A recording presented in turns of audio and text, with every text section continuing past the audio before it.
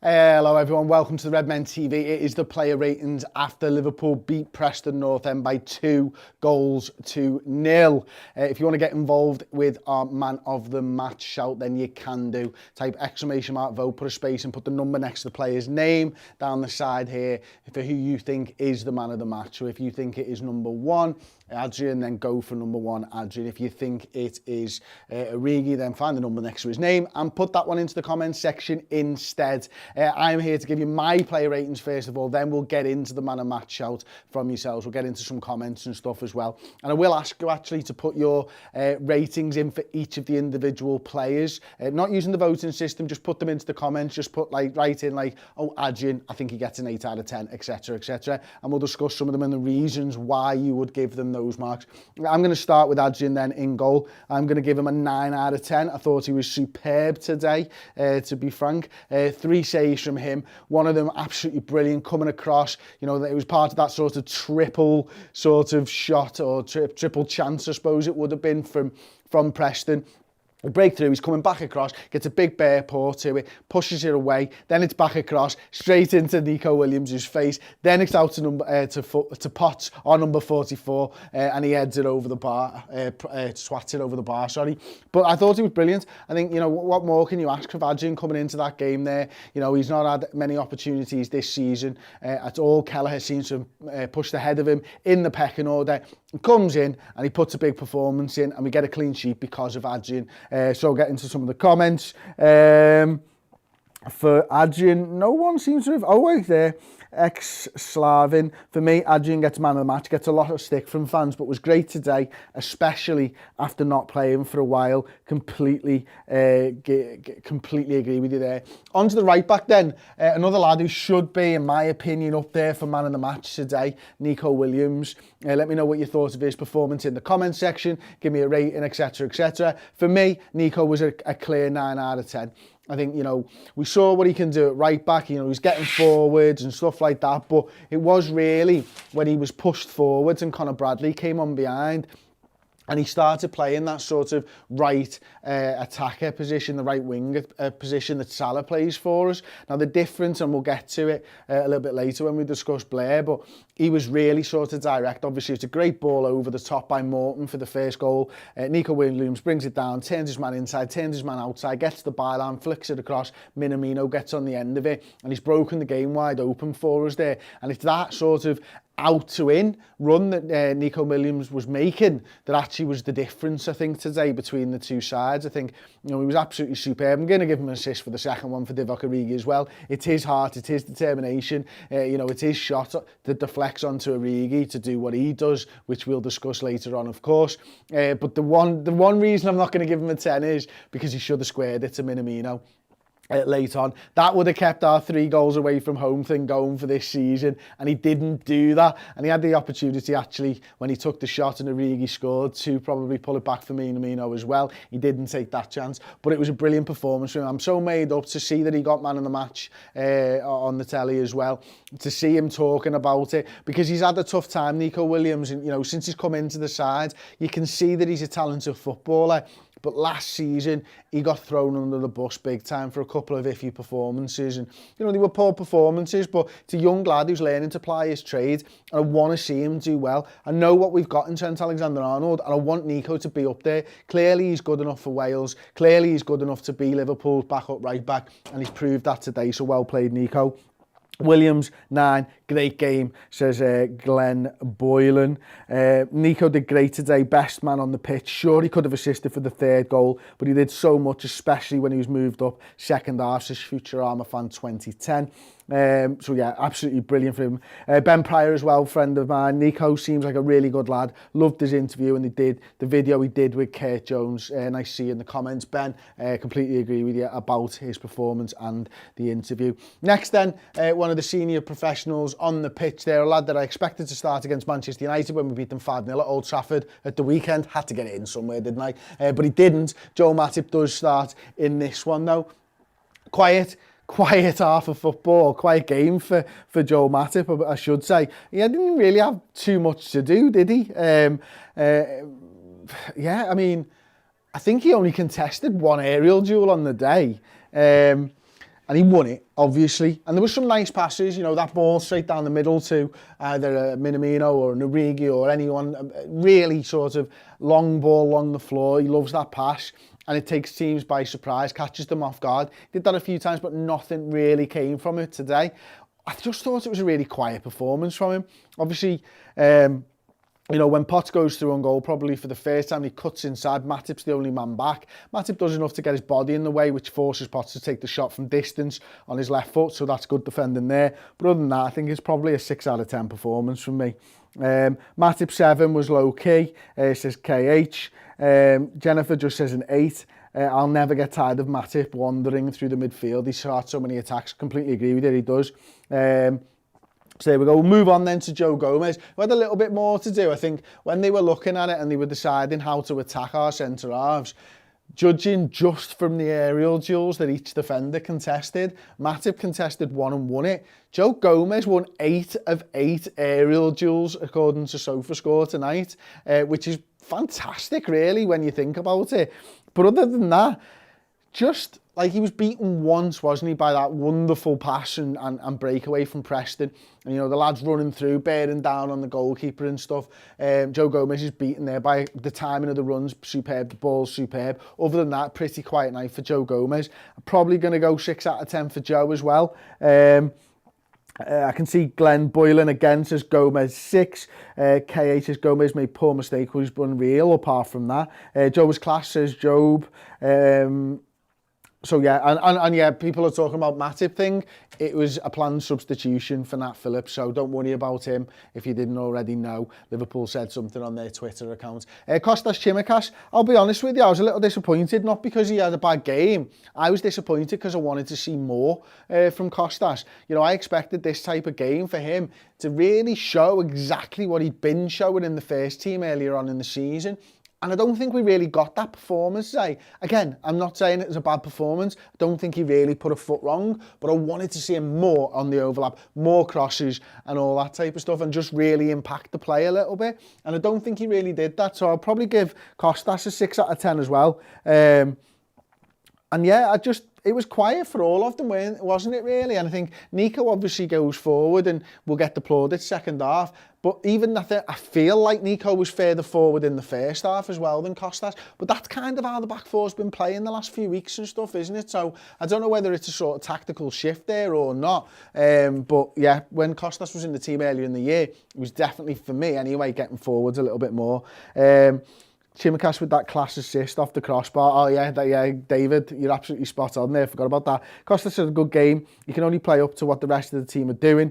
If they aren't creative enough to include him, then it's not his fault, says 1982 Obsidian. It's a good point and it's a fair point. There was a few times where he was on the overlap, wasn't there? And Alex Oxlade-Chamberlain inexplicably twatted the ball past him. But it is what it is. So we'll move on then. Tyler Morton, middle of the park. We saw what he could do against Norwich last round of the EFL Cup. Comes in there, starts the game this time from the 6. I just want to say, I think he's a real neat and tidy player. I think his positioning's really good. He's always available for a pass. He may not always receive the pass, but there are players in the middle of the park and there are players who are never available for a pass and there are players who are fighting for that. So you might have a lad in front of him and he might just move away from him, get beyond him to make sure that he's available for a pass should his teammate need him. When he has the ball, he moves it quickly. And Klopp said some great words about him, you know, unbelievable player. If he had a body, he's going to be a beast type of thing. And that's what I'm sort of seeing. He's not quite physically there yet to play maybe that role in the Premier League or anything. And technically, he's probably not quite there yet to play in the Premier League either. But I think you can see we've got a real neat and tidy player on our hands here. I'm going to give Tyler, I'll probably give him a 6 out of 10 as well. And again, that's just an average sort of performance for me. Maybe pushing up to a 7, something like that. LSG, says Morton 9, fantastic. Reads the game, great passing, vision for the first goal. He actually tried past more experienced players didn't. Actually, that's a good point to think about that ball over to Neco Williams. I mentioned that one before. There was another one, it was a fairly sort of innocuous pass in the middle of the park where he bypassed somebody else to hit, I think it was Kostas Tsimikas first half, and he played it. And it's hard sometimes, isn't it? Because as a right footer or a left footer, whatever, when you're playing it with your instep, it naturally bends, and he played a perfectly straight pass, which caught my eye a little bit because I was like, he understood the situation. He understood he had to get it past our man. He understood where I think Tsimikas was, and he played it perfectly straight. You know what? I'm going to bump him up to a 7 out of 10. I was wrong with the 6. Glenn says Morton 7, good solid game, keeps his head up. We'll move on then to Alex Oxlade-Chamberlain. Natalia Kopaka says, shame Ox had nobody to play with. He always shines in the Champions League, but I'm glad he got some minutes in anyway. I liked Ox again today. And I think first half, you know, I was probably a little bit disappointed with how involved he was. But second half, I think, you know, it was some of that dribbling, wasn't it? That right foot, left foot dribble that he seems to like so much when he goes past players on the edge of the box. He looked to me like he was trying dead hard to make something work. And when you've got an experienced pro in there, who's done it, who's won everything almost, well, he's won everything over the course of his career, I suppose. You know, he's definitely won FA Cups with Arsenal. That's probably it with Arsenal, to be fair. But he's obviously a league winner and a European Cup winner with Liverpool. You want to see them trying. It's Preston North End. It's the League Cup. It's away from home, you know, and he's there trying to make something happen, which says to me that he still wants to improve, still wants to be a part of this squad. And towards the end of the game, second half, when we played that little bit better, Ox was a big part of that. So 7 out of 10 for him. LSG, Ox 7, great couple of runs past Preston players. Just wish he'd backed himself to shoot more. Wow, that's not something that I've ever heard said about Ox before, because he does like a shot, does Ox. Etsam Ul Hassan, I'd give him a 9 out of 10. He tried to make things happen. Ox was okay. I'll give him a 6, says Nandan. So we've got 6 ranging to 9s out of 10 for Ox. We'll move on then to Kurt Jones. Get me your player ratings in for him now, and we'll get to that once I've done my rating for him. I'm going to give Kurt a 7 out of 10. Much the same as Ox, to be honest with you. First half, you know, he was still involved. Second half, he made himself better, I think. And, you know, again, just like Ox, he wanted to make something happen in this game. And he was looking to bring other players in. He was moving forwards with confidence. He was attacking Preston through the heart of the midfield. I'm going to give him a 7 out of 10. Rafter gives him a 7 out of 10. KH says Kurt Jones was really good as well. 7 out of 10 for him. 1982 Obsidian, Kurt Jones kind of has to be considered one of the senior players on the pitch and acted like it. That's an absolutely great point, isn't it? He does look like a senior player now when he plays in these fixtures with the likes of, you know, certainly Blair and the others who were involved. Kerr played some excellent skill moves and kept the ball for us, says Jeffrey. Kieran, 10 for Jones, just that little mazy dribble at the left back. Yeah, you got to love that. That like little flicker, man, that was fit, wasn't it? I thought Paul was going to let one off there, you know what I mean? He seems to really enjoy that, and why not? It was superb. Next then we'll move on to young Harvey Blair. Tough game for him, to be honest with you. I'm going to give him a 6 out of 10. He didn't have that much to work with. In fact, he had 9 touches in the game, and he played for, what was it, about 50, 59, 60 minutes, something like that, before he was withdrawn. He completed 100% of his passes, though. 4 out of 4. So there's that.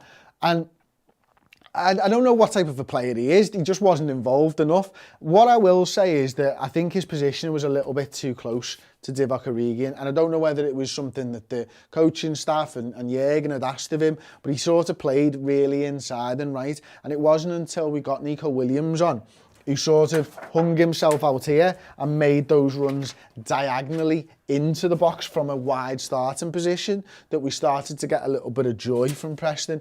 With Blair starting out there, I think he found it difficult. He always had 2 defenders, one inside, one outside of him, so really struggled, and we struggled to get him the ball. You know, Paul always talks about moments with young players and stuff like that.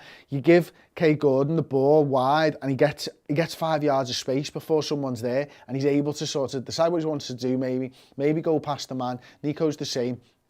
Because of his starting position inside, it was really crowded for him, and he had a little bit of a struggle just getting himself into the game. He'll learn from that. He'll analyse the game, I'm sure, at home on his own probably, but he'll also probably look at it with the coaching staff, and they'll give him pointers about where he can improve, and there's lots to improve upon. But the thing of this is, he's been playing for the under-18s. He's moved into a first team game in the Carabao Cup against championship opposition, and you know what, he's had a bit of a tough game, but he'll learn from it and he'll come back, and we'll hopefully see a better player when he does come back. So yeah, really happy for Blair, 6 out of 10. Blair 6, tough game but difficult against the back 5. Still great to see us blood some young players. Absolutely agree with that one. I think 6 is fair. You could see the lad was putting the effort in. Blair, young lad, when Preston North End was solid, found it hard, but unfortunately not the only one. Blair got pushed off the ball too much and made no forward runs. I think that's why he went off. He's learning, says Nosy Parker. And that's it, isn't it? Under 18s, mate, he's literally a child. He'll improve, said KH. I agree. That's the thing, isn't it? The fact that we've got this trust in these young players to play in these big games and they're big learning curves for them. Yes, he didn't have a fantastic game, but he's not supposed to.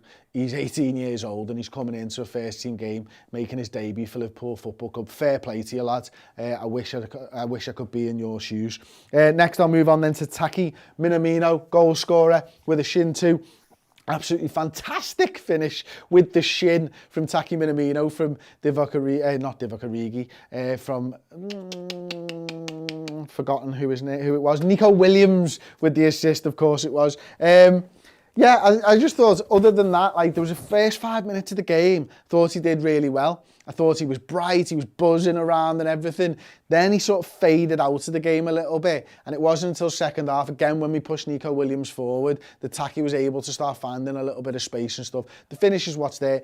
Probably could have walked away with 2 goals in the game. Again, Neco Williams should have probably crossed that ball for Taki Minamino. I'm going to give him a 7 out of 10 because he gets a goal on the night. He probably should have got 2.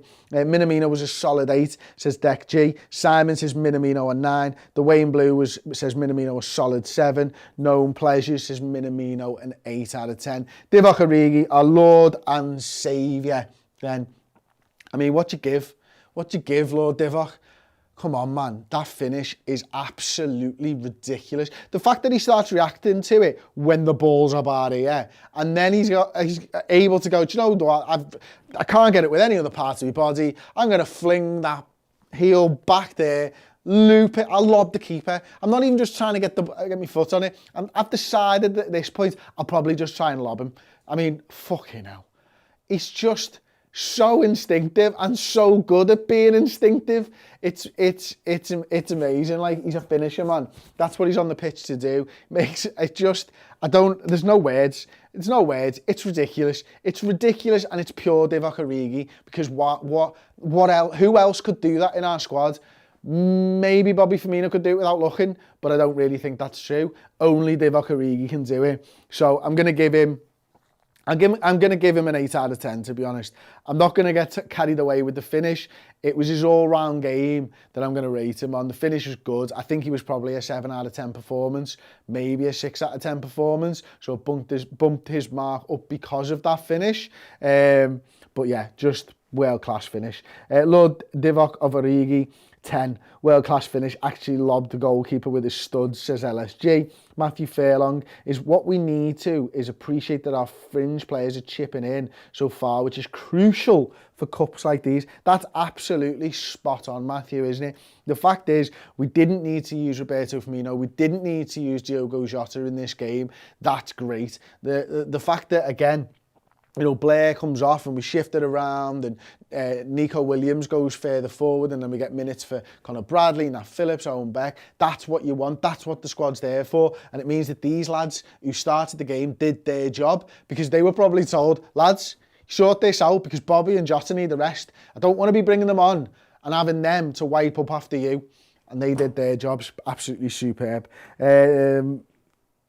Next then, we'll move on to Nat Phillips. Probably a 6 or a 7 out of 10 for Nat. He looked calm and composed when he came in. Didn't really have too much to do. I think we put Preston, we've got on to how Preston were going to attack us by that point, and he was absolutely fine in that pre-planned substitution with Joel Matip. Conor Bradley comes on, sounds 6 out of 10, 7 out of 10, something like that. I'll let you decide. Played well, tidy little right back we've got on our hands in Conor Bradley. He's well coached as well. Positioning seems to be really good. And then Beck and Dixon Bonner, I'll give him a 6 out of 10, why not?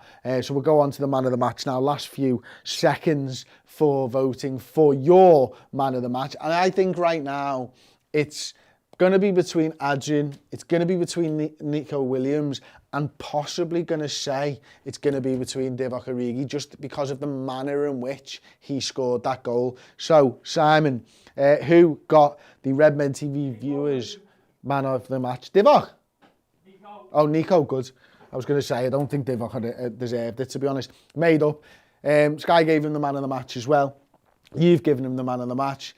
I think that does his confidence wonders. Well, the actual real man of the match, the Redmen TV viewers man of the match. If he watches this, I'm sure it does him wonders as well. But I'm absolutely made up for him because he was my man of the match as well. So thank you very much, Neco Williams. You put in a man of the match performance. You've set us on our way into the next round of the Carabao Cup. We'll find out our opponents apparently on Soccer Saturday. Soccer AM on Saturday morning. I'll be back for the instant match reaction live very, very soon, streaming on our streaming service, Redmen Plus. Get yourself over there. Subscribe to Redmen Plus. You get the instant match action, you get final words, you get a whole suite of new content. It absolutely is brilliant. Everyone is buzzing for this content. We can't wait to show you guys. Get over there, get subscribed, and I'll see you next time. Ta-ra. Thanks so much for checking out the show this week. If you haven't subscribed to the YouTube channel, then do. But if you want more from us, extra Redmen shows, then go to the redmentv.com. You can support the channel at 2 levels, by Club Captain or Club Legend tier. Both get you a full suite of Liverpool-related content, extra Redmen shows, documentaries, features, and world-exclusive interviews. And Club Legends get their names here and on the end of those videos, and free merchandise as well. Perfect time to sign up on the redmentv.com.